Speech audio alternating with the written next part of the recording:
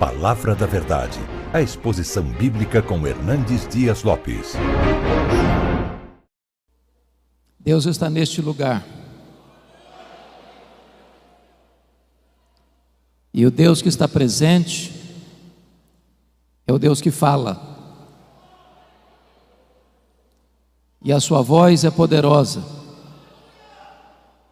A sua voz é irresistível. E você escuta a voz de Deus quando você abre a sua Bíblia. Então abra sua Bíblia comigo e vamos ouvir a voz de Deus ao nosso coração. Abra em Joel, profeta Joel, capítulo 2.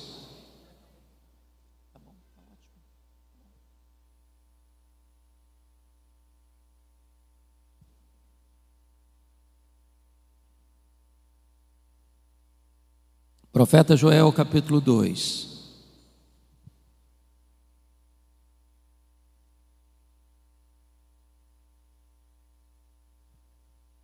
Nós vamos ler dos versos 12 ao verso 17. Joel, capítulo 2. Ainda assim, agora mesmo, diz o Senhor, convertei-vos a mim de todo o vosso coração, e isso com jejuns, com choro e com pranto. Rasgai o vosso coração, e não as vossas vestes, e convertei-vos ao Senhor, vosso Deus, porque Ele é misericordioso e compassivo, e tardio em irar-se, e grande em benignidade, se arrepende do mal. Quem sabe se não se voltará e se arrependerá, e deixará após si uma bênção, uma oferta de manjares e libação para o Senhor nosso Deus. Tocai a trombeta em Sião, promulgai um santo jejum, proclamai uma assembleia solene, congregai o povo, santificai a congregação, ajuntai os anciãos, reuni os filhinhos e os que mamam. Saia o noivo da sua recâmara e a noiva do seu aposento. Chorem os sacerdotes, ministros do Senhor, entre o pórtico e o altar, e orem. Poupa o teu povo, ó Senhor, e não entregues a tua herança ao opróbrio, para que as nações façam escárnio dele, porque hão de dizer entre os povos: onde está o seu Deus? Ainda nesse mesmo capítulo, versos 28 e 29. E acontecerá depois que derramarei o meu espírito sobre toda a carne. Vossos filhos e vossas filhas profetizarão, vossos velhos sonharão, e vossos jovens terão visões. Até sobre os servos, sobre as servas, derramarei o meu espírito naqueles dias. Aleluia. Amém.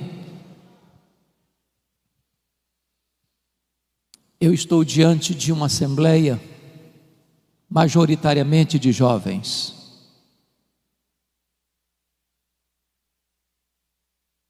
E eu quero dizer a vocês, jovens, e aos demais irmãos,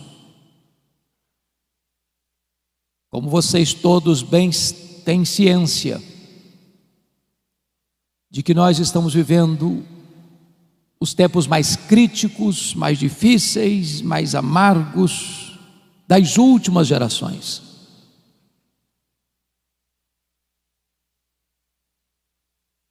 Nós estamos vivendo um tempo onde concentradamente e deliberadamente forças sobre-humanas e forças das trevas tem agido sem pausa para destruir os fundamentos da família, da igreja, da sociedade. Certamente há uma grande onda de cristofobia no mundo.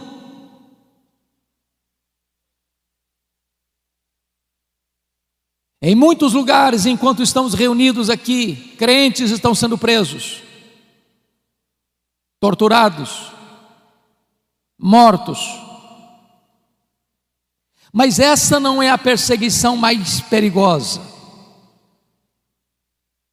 porque ao longo da história o sangue dos mártires tem sido a sementeira do Evangelho. A perseguição mais perigosa é a ideológica, é a filosófica, é aquela que vem de mansinho, se aninha, se instala e vai minando a fé cristã, vai destruindo os fundamentos. E esta onda que nós estamos vendo hoje, nas universidades, nos parlamentos, nas cortes, onde nações outrora protestantes evangélicas já estão se curvando, cedendo e se colocando de cócoras diante desse ataque tão sutil, mas tão frontal. Em tempos assim, não é possível uma igreja tímida, fraca, que se conforma com este século, resistir a esta onda. Portanto, a maior necessidade nossa, na nossa geração, irmãos, é de um poderoso avivamento espiritual. Talvez você olhe para o cenário, onde na Europa a igreja parece estar coberta de cinzas, onde você olha para a América e vê as denominações históricas rendidas ao liberalismo, onde você vê no Brasil denominações que já se renderam ao liberalismo e outras mergulharam-se no sincretismo, onde uma onda de ateísmo cresce no mundo, inclusive no Brasil. Você diz, diante dessa crise, desse cenário cinzento, como esperar um avivamento? Como crer num avivamento? E eu quero dizer a vocês que os grandes avivamentos da história nasceram do ventre da crise. A crise não é um impedimento para a ação de Deus. A crise muitas vezes é o caminho mediante o qual Deus se apresenta à sua igreja, porque quando o homem não tem saída para os seus problemas, Deus abre um caminho no deserto, Deus abre um caminho no meio do mar, Deus faz o seu caminho na tempestade.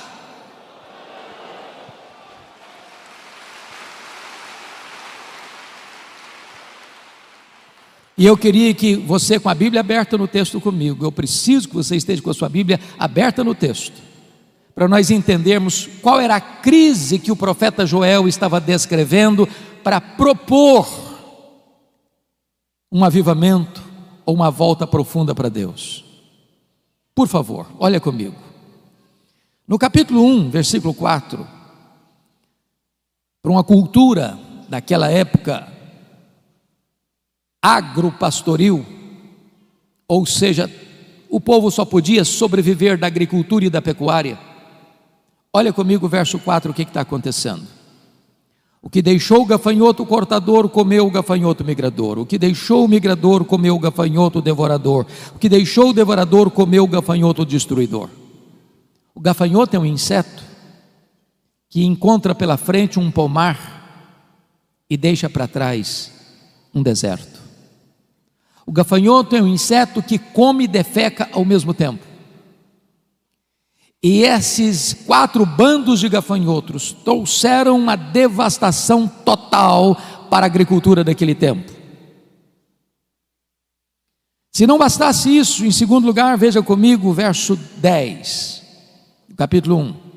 O campo está assolado e a terra de luto, porque o cereal está destruído, a vide se secou, as olivas se murcharam. O que você nota aqui é um cenário de seca severa.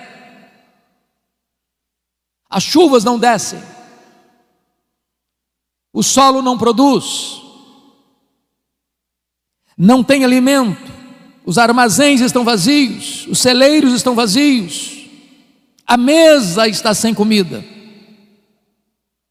Mas em terceiro lugar, olha comigo o verso 12 deste capítulo 1.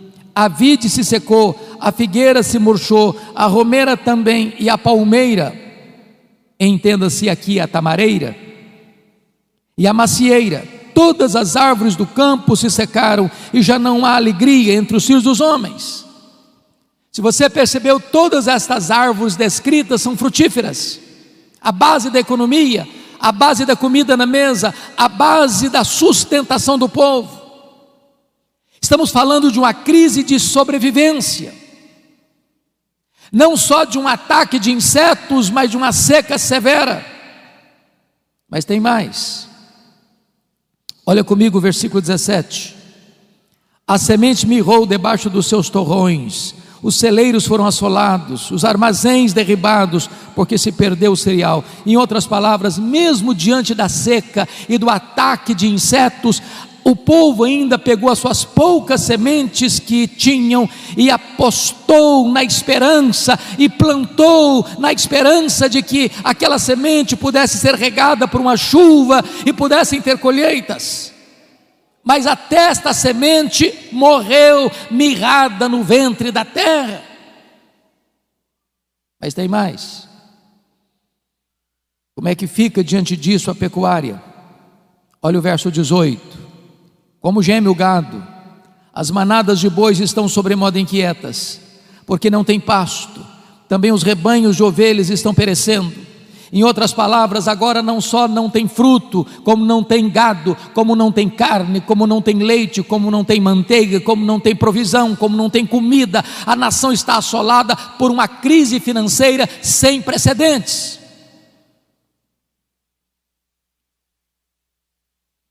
Se você perceber, a crise não fica só aí. Quando chega no capítulo 2, o profeta faz a descrição de uma invasão militar. Muito provavelmente ele está descrevendo aqueles dias vividos pelo rei Ezequias, quando o reino do norte, cuja capital era Samaria, caiu no poder da Síria. E agora este mesmo poderoso exército que derrotou as 10 tribos do norte cerca Jerusalém. Um poder irresistível.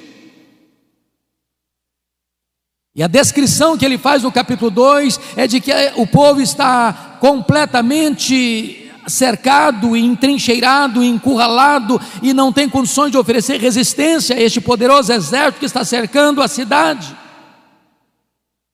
Este é o cenário. Crise política, econômica.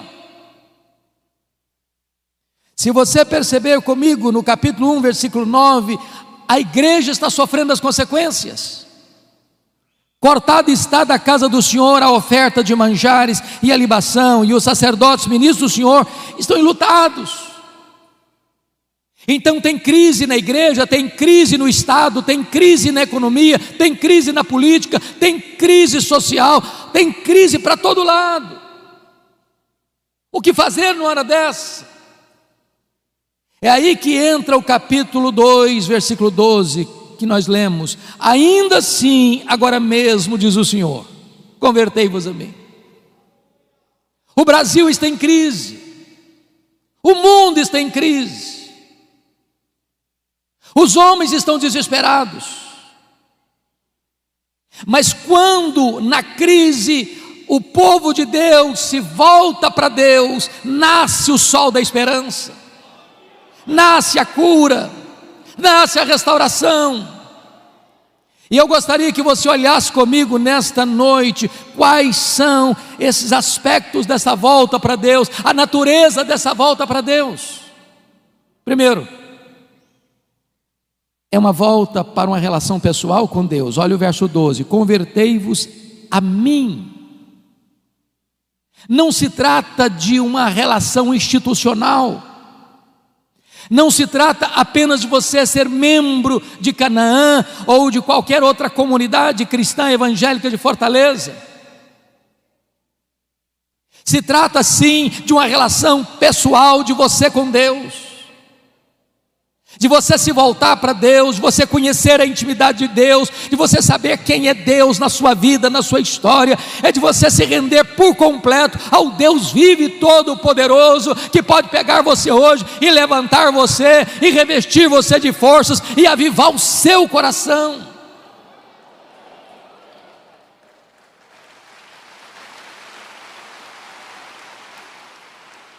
Mas em segundo lugar, irmãos, esta volta é uma volta com profundidade, porque o texto diz: convertei-vos a mim de todo o vosso coração.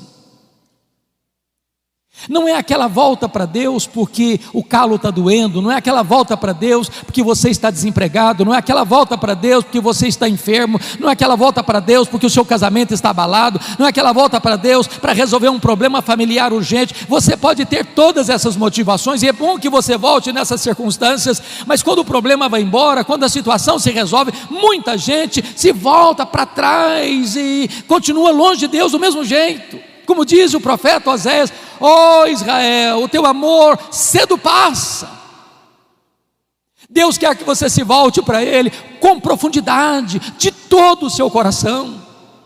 Que Ele seja o amado da sua alma, que Ele seja o prazer da sua vida, que Ele seja o deleite do seu coração, que Ele seja a sua maior riqueza, que Ele seja o seu maior tesouro, que Ele seja a sua riqueza e a sua herança.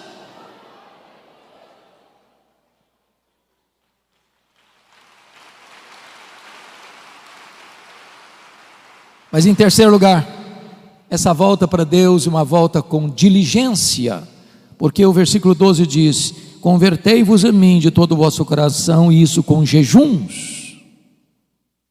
Parece-nos que este é um exercício espiritual, uma disciplina espiritual desprezada dos nossos dias. O que é jejum? Qual foi a última vez que você jejuou para se voltar para Deus? Jejum é quando você se abstém do bom pelo melhor. Quando você come, você se alimenta do pão da terra. Mas quando você jejua, você se alimenta do pão do céu. O pão da terra é um símbolo do pão do céu. Mas quando você abre mão do pão da terra para jejuar, você está dizendo que o pão do céu é mais importante e é mais saboroso do que o pão da terra. Jejum é fome de Deus.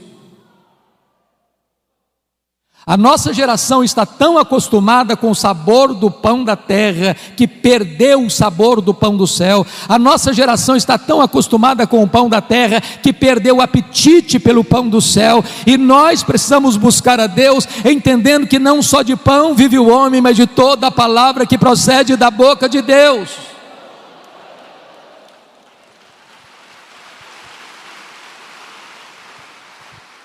O apóstolo Paulo, escrevendo aos Coríntios, disse: portanto, quer comais, quer bebais, quer façais qualquer outra coisa, fazei tudo para a glória de Deus. Nós comemos para a glória de Deus e nós jejuamos para a glória de Deus. Então você pergunta: se eu como para a glória de Deus e se eu jejuo para a glória de Deus, qual é a diferença então entre comer e jejuar? É que quando você come para a glória de Deus, você se alimenta do símbolo do pão do céu. Mas quando você jejua para a glória de Deus, você se alimenta do próprio pão do céu. Oh, irmãos, nós precisamos nos voltar para Deus, desejando mais a Deus do que as bênçãos de Deus. Mais a presença de Jesus, como cantamos, do que dinheiro, do que sucesso, do que prazeres. Mas em quarto lugar, irmãos, essa volta para Deus, confiram comigo, esta volta para Deus precisa ser uma volta com quebrantamento, porque o verso 12 ainda diz: convertei-vos a mim com choro e com pranto. Às vezes nós estamos voltando para Deus com o coração seco demais e com os olhos enxutos demais. Qual foi a última vez que você chorou voltando-se para Deus? Qual foi a última vez que você chorou como Neemias chorou ao saber da realidade dramática do seu povo, o estado da sua igreja? Qual foi a última vez que você chorou como Davi chorou ao ver a sua família nas mãos do inimigo? Qual foi a última vez que você chorou como Pedro chorou pelos seus próprios pecados? Qual foi a última vez que você chorou ao olhar para Jerusalém de hoje, olhar para a igreja de hoje, como Jesus chorou à entrada da porta de Jerusalém? Jerusalém, Jerusalém, quantas vezes quis eu agasalhar-te debaixo das minhas asas e tu não o quiseste. É hora de chorar, irmãos. Chorar pelos nossos pecados, chorar pelo estado da nossa nação, chorar pelos nossos governantes, chorar pela nossa cidade, chorar pela igreja.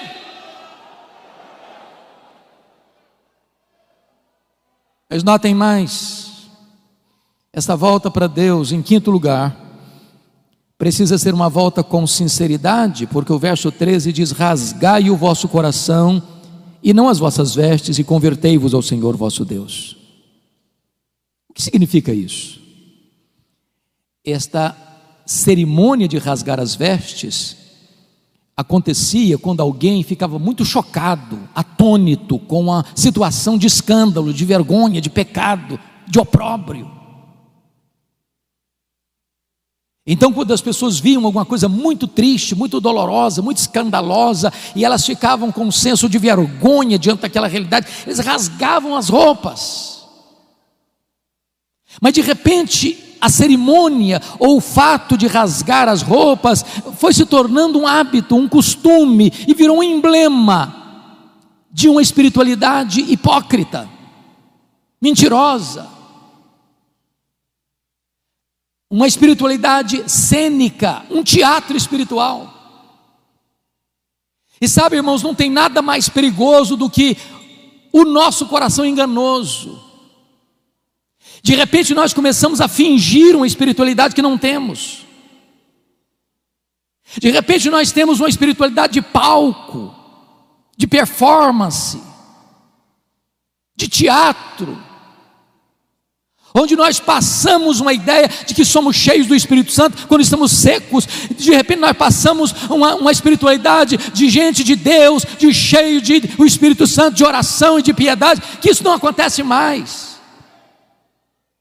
Muitas vezes nós somos como Moisés, que desceu do monte Sinai, o rosto dele brilhava, e diz a Bíblia que as pessoas não podiam se aproximar dele por causa da glória de Deus, do brilho do rosto dele. E então o que Moisés fez? Ele pôs um véu no rosto, para que as pessoas pudessem se aproximar.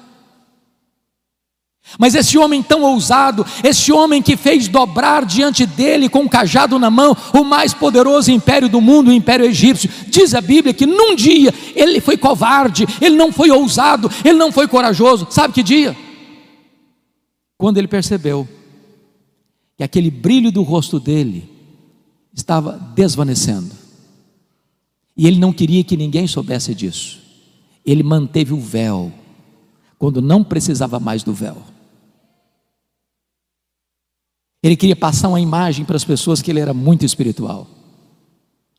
Ele queria passar para as pessoas a ideia de que a Shekinah de Deus estava no rosto dele. E diz Paulo, nesse dia ele não foi ousado.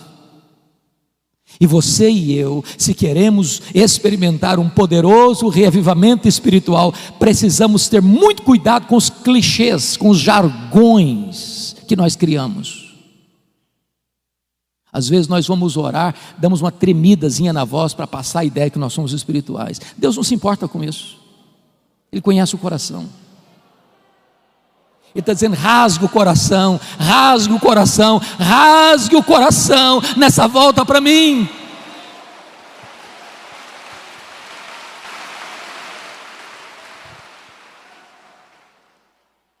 Mas notem comigo, irmãos, o segundo ponto que eu quero dizer para você, não só a natureza desta volta, mas a urgência dessa volta. Olha no começo do verso 12, quando ele diz: ainda assim agora mesmo. O que ele quer dizer, ainda assim agora mesmo, convertei-vos ao Senhor? Se você prestou atenção na narrativa do capítulo 1 e do capítulo 2, a situação era de crise. A economia combalida, a igreja sem suprimento e os sacerdotes chorando, não tem dízimo, não tem oferta. Se você olha para o campo, não tem fruto. Se você olha para o pasto, o gado está morrendo de fome e de sede. Se você olha para o cenário político, o poder de um império invasor está pronto para tomar a cidade. A crise é medonha, mas Deus está dizendo: ainda assim, agora mesmo, se vocês se voltarem para mim, se converterem a mim, eu mudo esse cenário, eu altero esse cronograma, eu transformo essa realidade triste numa situação de alegria e de vitória.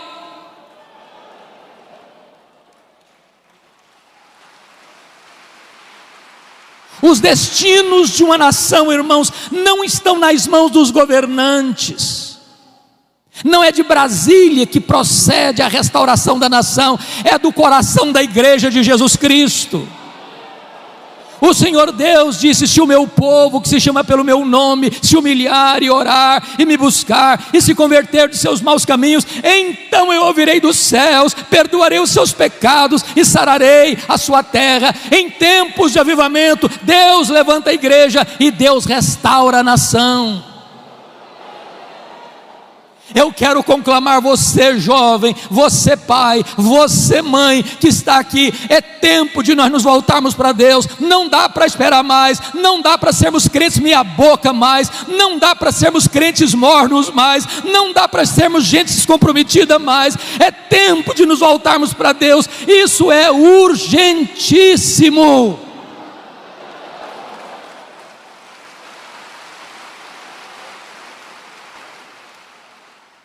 Mas em terceiro lugar, depois que você examina a natureza da volta e a urgência da volta, o profeta Joel vai nos dar um motivo para essa volta para Deus. Confira comigo o verso 13. Convertei-vos ao Senhor vosso Deus. Por quê? Olha a razão. Por quê? Porque Ele é misericordioso e tardio em irar-se, e grande em benignidade, e se arrepende do mal. Quantas vezes você e eu já choramos pelo nosso pecado? Quantas vezes vocês e eu já dissemos: Senhor, tem misericórdia de mim? Porque se Deus observar os nossos pecados, nós vamos perecer. Talvez você pergunte: mas como assim, pastor? Pecando? Presbíteros, líderes? Deixa eu dizer uma coisa a você: se você não está vendo os seus pecados, é porque você está longe da luz. As pessoas que mais confessam os seus pecados e mais choram pelos seus pecados não são as que mais pecam, são as que mais perto de Deus andam. Porque quando nós estamos na presença daquele que é santo, santo, santo, até os serafins cobrem o rosto.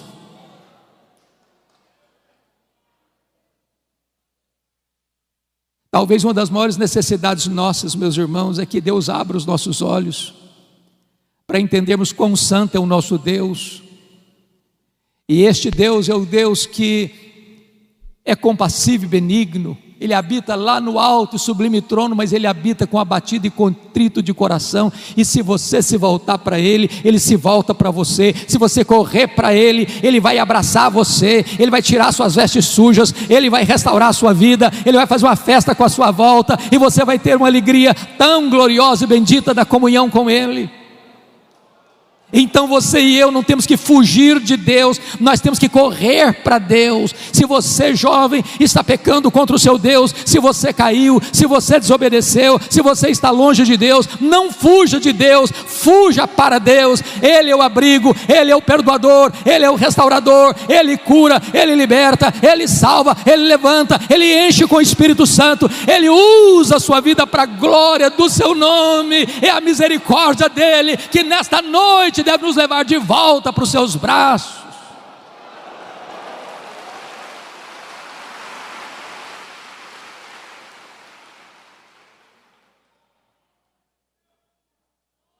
Mas notem comigo, como é que deve ser esta convocação para a volta para Deus. Olha o versículo 15 comigo. Tocai a trombeta em Sião. Oh, irmãos amados, está escrito: promulgai um santo jejum e proclamai uma assembleia solene. O que esse texto está dizendo é que o seu e o meu problema não está lá fora, está aqui dentro do nosso coração. A trombeta não é tocada para fora dos muros, a trombeta é tocada para dentro de Sião.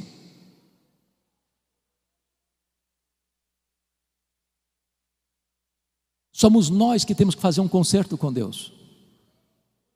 Somos nós que temos que nos voltar para Deus. O mundo lá fora não conhece a Deus. Eles estão atrás, não agora por causa da pandemia, mas nesse período atrás de um carro elétrico, numa passarela de carnaval, ou jogando droga nas veias, ou se embriagando, ou se prostituindo, ou correndo atrás de seminários de autoajuda, ou talvez de misticismo, de sincretismo, porque eles estão com um vazio enorme na alma, e eles não encontram a forma de preencher esse vazio. Mas você e eu conhecemos a Deus, você e eu sabemos que Deus é a fonte da vida, você e eu sabemos que só Deus satisfaz a nossa alma, e é hora de nós nos voltarmos para Deus. A trombeta precisa ser tocada aqui, porque o juízo começa pela casa de Deus.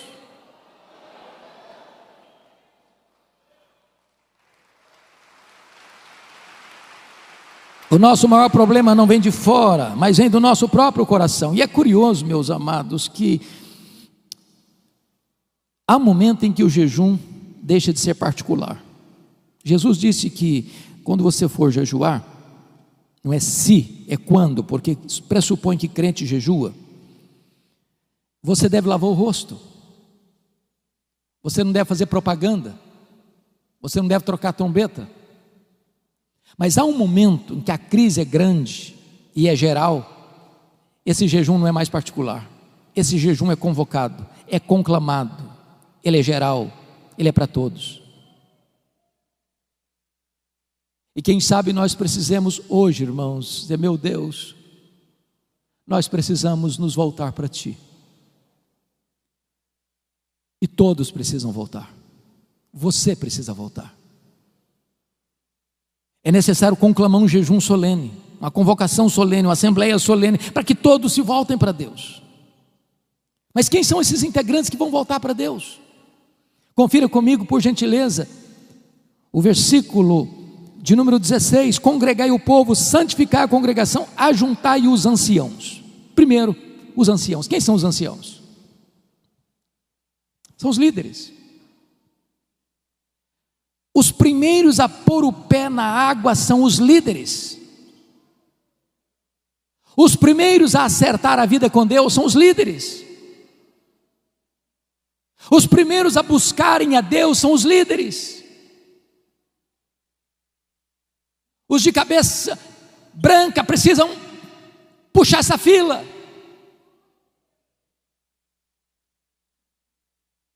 E eu estou certo de que a liderança desta igreja está incomodada, e está desafiada, está desejosa de conclamar esta congregação a se voltar para Deus. E esta liderança está botando o pé na frente: estamos aqui, venham conosco. Mas quem mais precisa se voltar?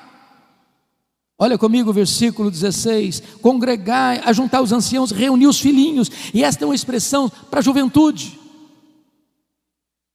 Lugar de jovem curtir a vida não é no mundo. Lugar de jovem viver a plenitude da vida é na presença de Deus. E eu quero convidar você, adolescente, eu quero convidar você, jovem, a colocar a sua juventude nas mãos de Deus e a buscar a Deus.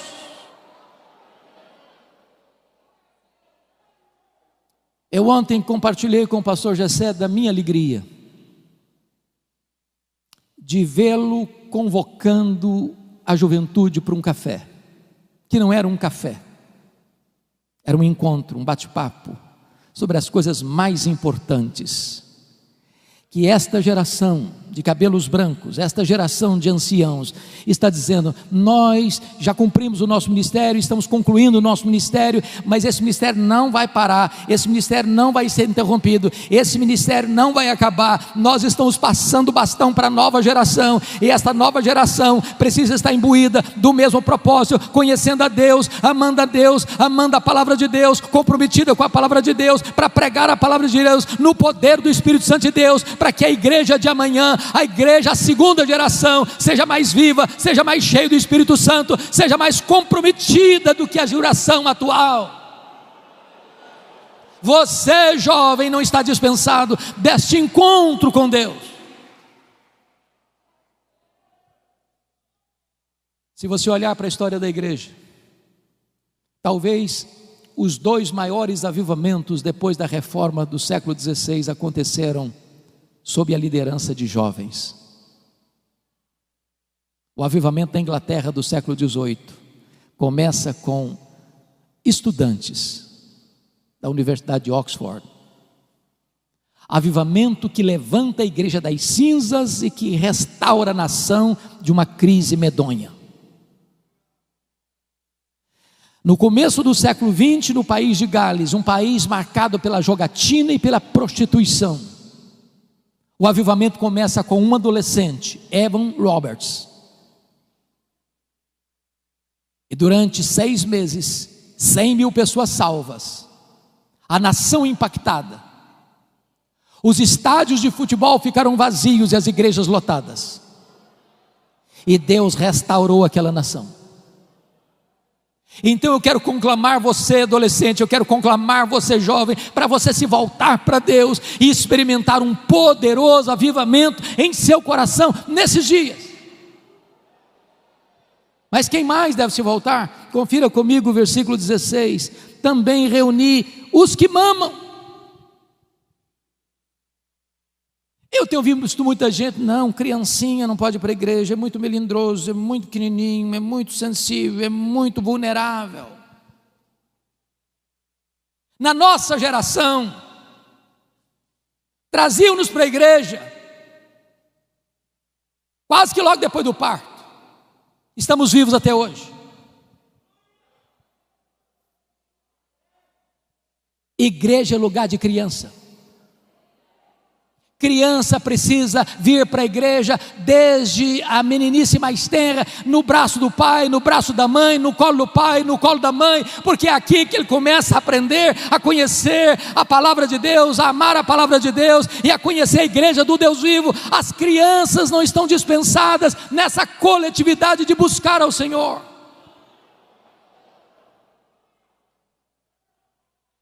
Mas preste atenção.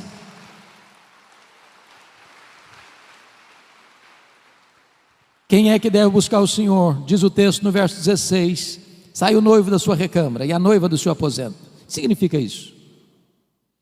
Vocês que conhecem a Bíblia sabem que na cultura judaica, quando um rapaz se casava, uma moça se casava, esse rapaz era dispensado do serviço militar durante 1 ano, para desfrutar da vida conjugal.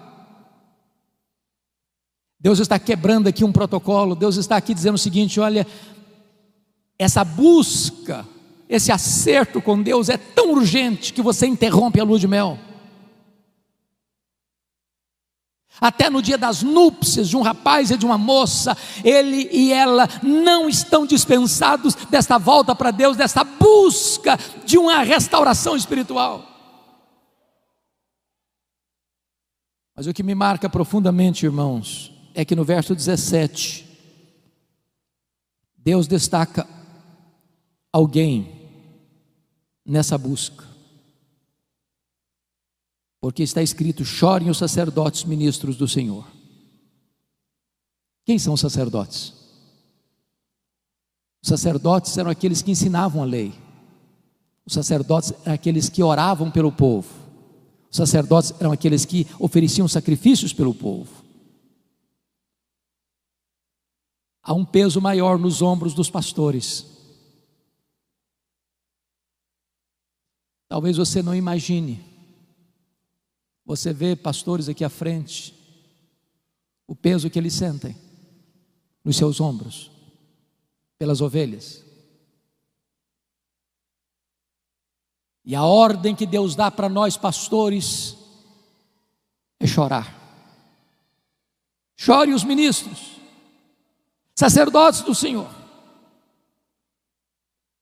E o que deve levar um pastor a chorar num tempo de crise, buscando avivamento? Primeiramente, é o amor ao povo de Deus, para que ele não seja opróbrio, para que ele não seja motivo de vergonha. A igreja evangélica brasileira, irmãos, está sendo mais conhecida na mídia pelos seus escândalos, líderes presos, acusados dos crimes mais vergonhosos.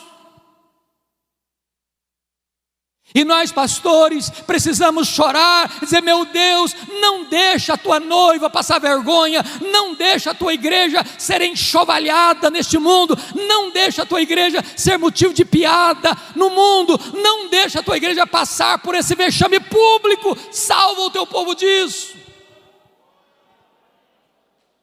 Mas em segundo lugar, os sacerdotes precisam chorar por uma outra motivação: o zelo pela glória de Deus. Porque onde dizer entre os povos: onde está o seu Deus?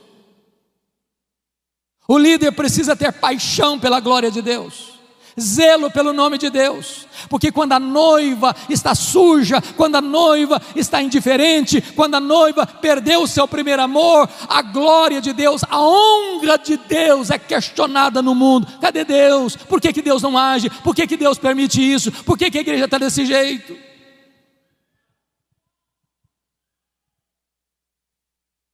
Mas notem comigo, irmãos, que quando o povo atende à conclamação de Deus, um milagre extraordinário começa a acontecer. E a primeira coisa, confira comigo o verso 18, porque tem uma palavra aí que é a dobradiça do texto, é o elo de ligação do texto. Então, o Senhor se mostrou zeloso da sua terra e compadeceu-se do seu povo. Oh, irmãos, nós aguardamos esse tempo de avivamento. Sabe o que vai acontecer? Deus reverte tudo aquilo que estava descrito de crise no capítulo 1. Se não, vejamos. Primeiro, olha o versículo 19 comigo. E respondendo lhe disse: eis que vos envio o cereal e o vinho e o óleo, e dele sereis fartos, e vos não entregarei mais ao opróbrio entre as nações. A economia é recuperada. Quem restaura a economia é o próprio Deus. Segundo lugar, olha comigo o versículo 20. Diante do cerco do inimigo, olha o que vai acontecer: mas o exército que vem do norte eu removerei para longe de vós, lançá-lo-ei em uma terra seca e deserta. O inimigo que está entrando, invadindo, ameaçando, Deus o dispersa, Deus dá livramento. Terceiro, numa época de chuva, de seca, olha o resultado no verso 23. Alegrai-vos, pois, filhos de Sião, regozijai-vos no Senhor vosso Deus, porque Ele vos dará em justa medida a chuva, fará descer como outrora a chuva temporã e a serôdia. Agora não tem mais seca, tem chuva. Quarto lugar, diante do ataque dos gafanhotos. Olha o resultado no verso 25: restituir-vos-ei os anos que foram consumidos pelo gafanhoto migrador, pelo destruidor, pelo cortador, o meu grande exército que enviei contra vós outros. Agora preste atenção. Quem mandou os gafanhotos? Não foi o diabo? Eles não vieram de moto próprio. O próprio Deus mandou os 4 grupos de gafanhotos como disciplina ao seu povo, para que o seu povo se voltasse para Ele. Oh, irmãos amados, Deus está tocando trombetas aos nossos ouvidos. A crise mundial é uma voz altissonante de Deus à sua igreja: meu povo, volte-se para mim, volte-se para mim, volte-se para mim. Que quem tem poder de reverter essa crise sou eu. Quem tem poder de suspender essa crise sou eu.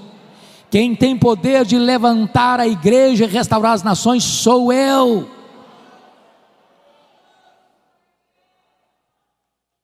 Mas em último lugar, irmãos, preste bem atenção no que eu vou lhes dizer.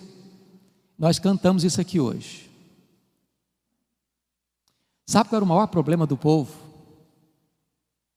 Não era a seca, não era a falta de fruto no campo, nem de gado no curral. O maior problema do povo nem mesmo era um exército inimigo tentando atacar. O maior problema da igreja, preste atenção nisso, não é nem a presença do diabo. O maior problema da igreja é a ausência de Deus. Foi o que Paulo disse: se Deus é por nós, quem será contra nós? Você e eu podemos perder bens materiais, você e eu podemos perder emprego, você e eu podemos perder até a saúde. O que você e eu nunca podemos perder é a presença de Deus. É a presença de Deus. Não tem nada mais triste, irmãos, do que a inscrição Icabode, foi-se a glória do Senhor. É por isso que está escrito no verso, confira comigo aí por gentileza, 27, sabereis que eu estou no meio de Israel, e que eu sou o Senhor vosso Deus, e não há outro, e o meu povo jamais será envergonhado. É a presença de Deus, é a presença de Deus, é a presença de Deus. Eu quero concluir, levando você agora para os versos 28 e 29, porque está escrito assim: e acontecerá depois, preste atenção, não antes, e acontecerá depois. Depois de quê? Depois que o povo de Deus se volta para Deus de todo o coração, com jejuns, com choro, com pranto, rasgando o coração e não as vestes. Depois que o povo de Deus se volta para Deus, olha a promessa: e acontecerá depois que derramarei o meu espírito sobre toda a carne. Vossos filhos e vossas filhas profetizarão, vossos velhos sonharão, vossos jovens terão visões, e até sobre os servos e sobre as servas derramarei o meu espírito naqueles dias. Sabe o que aconteceu, irmãos? Essa promessa de Joel, mais de 600 anos depois, se cumpre no dia de Pentecostes. E quando Pedro se levanta, porque o povo está perguntando o que quer isso dizer, atônito, uns achando com preconceito são galileus, outros com desprezo, estão bêbados. Pedro se levanta e diz assim: não, eles não estão bêbados. O que está acontecendo aqui é o que disse o profeta Joel: e acontecerá depois que derramarei do meu espírito sobre toda a carne. E esta promessa não é apenas para nós, não é apenas para vós, é para os vossos filhos, é para aqueles que estão ainda longe, é para quantos o Senhor nosso Deus chamar. Significa o seguinte: essa promessa de Joel é para a igreja evangélica, Assembleia de Deus, Ministério Canaã. Esta promessa é para você que está aqui hoje, nesta noite. Esta promessa é para você que está acompanhando este culto pela internet. Esta promessa é para a igreja evangélica brasileira. Esta promessa é para os nossos dias.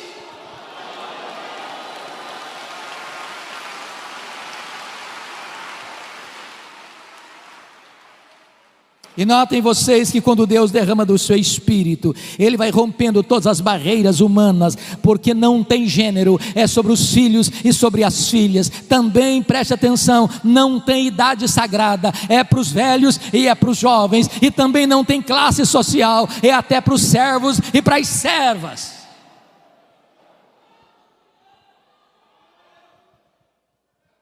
E diz o texto, duas coisas eu destaco para fechar: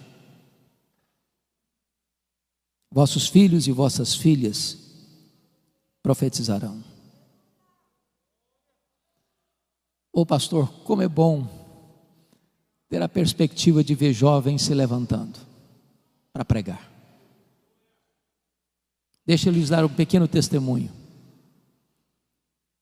Quando eu nasci, minha mãe me consagrou para Deus, para ser pastor, porque ela tinha que fazer uma escolha entre a vida dela e a minha.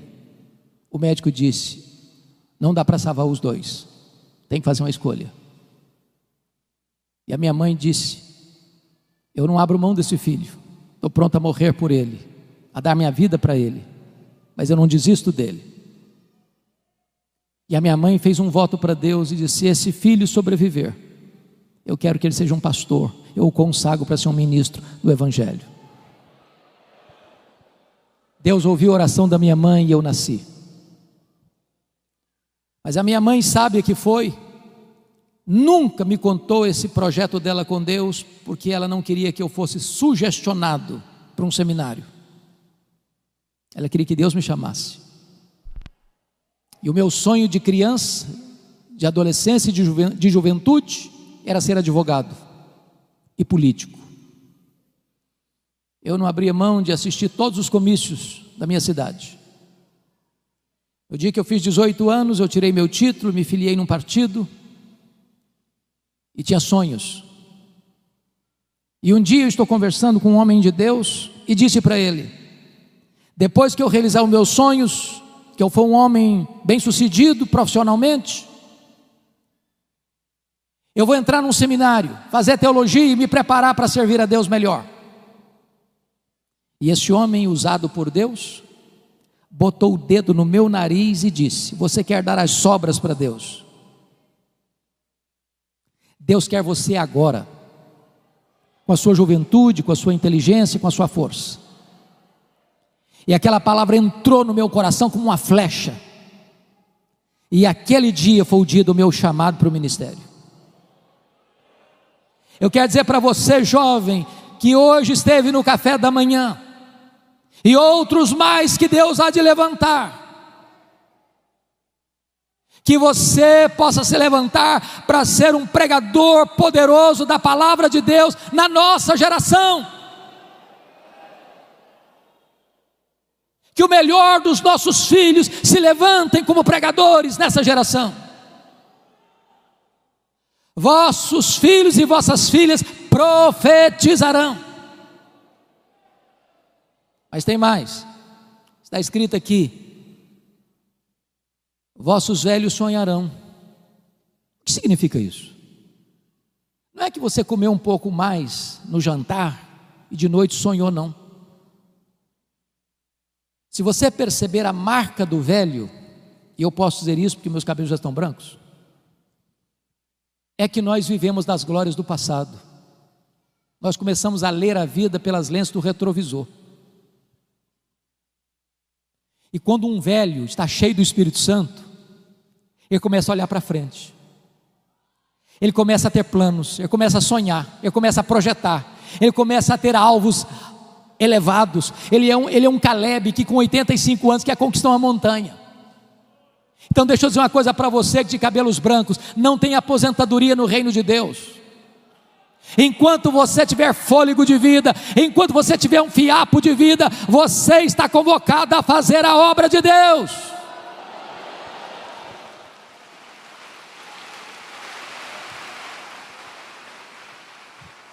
Não é hora de você vestir um pijama, não é hora de você ficar numa cadeira de balanço, é hora de você se levantar e usar a sua sabedoria, e usar o seu conhecimento, e usar a sua experiência, e usar as forças que Deus vai lhe dar, para ser uma bênção nas mãos de Deus.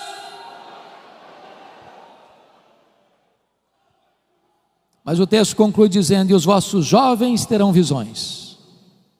Claro que não está falando também de visões místicas.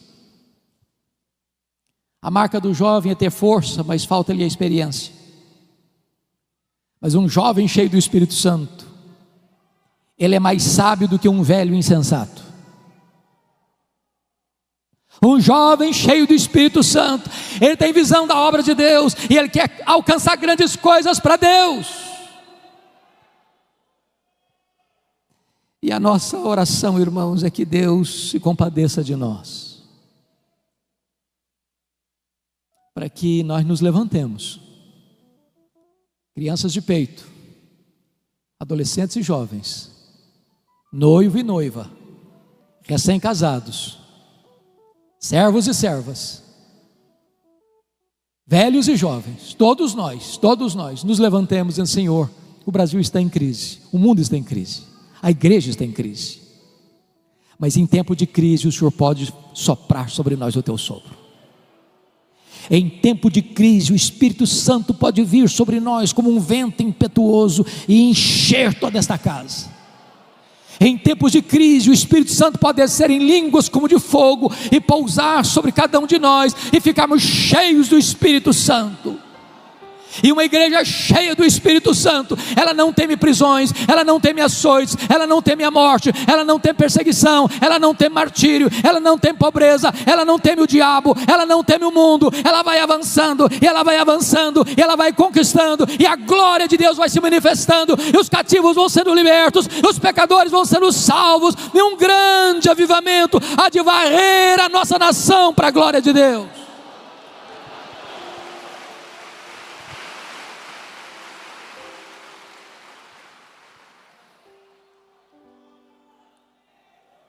Você quer esse avivamento, irmão? Você anseia por ele? Não dá mais para esperar. Ainda assim, agora mesmo, diz o Senhor: convertei-vos a mim de todo o vosso coração. Que Ele nos ajude. Amém.